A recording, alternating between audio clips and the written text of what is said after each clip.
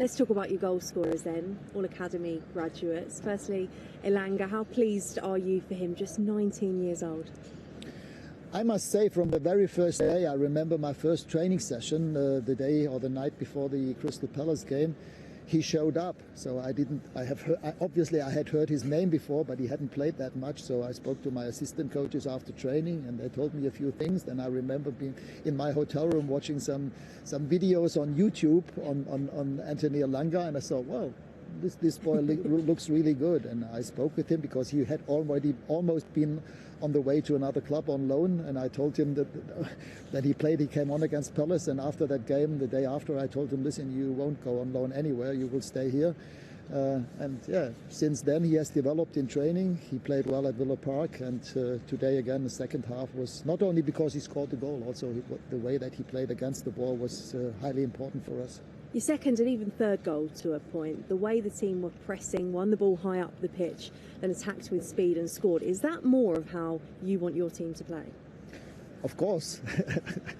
I want us to play like Brentford played in the second half. I mean, I must say, great respect for what they have achieved here in the last couple of years. Thomas Frank is doing a great job, and the way that they attacked, very similar to Brighton yesterday against Chelsea. You wouldn't see that in Germany that often, that teams who are not in the top 5 or 6 or top 8 in the first division play that kind of football. Extremely difficult to play against. And yes, we have to develop into exactly that direction. And if we play like that in the second half with our kind of players, I think we can hopefully play not only 45 minutes like today, but a whole game like that. You also brought Marcus Rashford on in the second half, and he got his first goal since the end of October. What can that do for his confidence?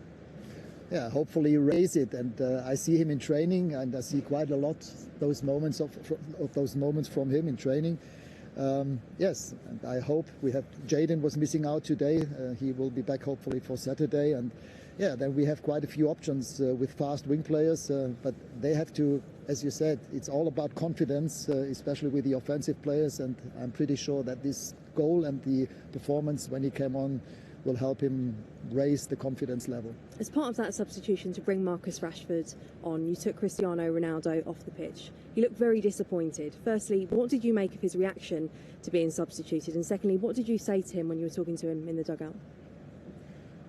Well, when we scored the third goal, I just said to him, yes, he was not happy that I substituted him and took him off, but he came back from a little injury. He was not training for 1.5 weeks. I was happy to have him on board today for the game, even more so since Eddie Cavani was missing out. And I told him, listen, we were 2-0 up, and of course we also have to learn our lessons from what happened at Villa Park, where we were also 2-0 up. And after the game, a little bit, I was angry with myself that we didn't change and switch to a back 5. So we have exactly the same situation, 15 minutes to play, 2-0 up against a team that never gives up. And for me, it was logical to not make the same mistake again. So I decided for a back 5 with Harry Maguire, and to bring on Marcus as a fast winger from the right side. And I think it was the right decision. This is exactly what I spoke about with Cristiano. I said to him, listen, Cristiano, now you're 36, still in fantastic physical shape, but once you are a head coach at one stage yourself, maybe you also see it through the glasses of a head coach. Do you think he saw it through your eyes? I mean, you cannot expect from a player like Cristiano that he's happy if he's being substituted or if he's not playing. But my job is to take the right decision in the interest of the team and the club, and again, I think it was the right decision to take today. I hope that he sees it in the same way now.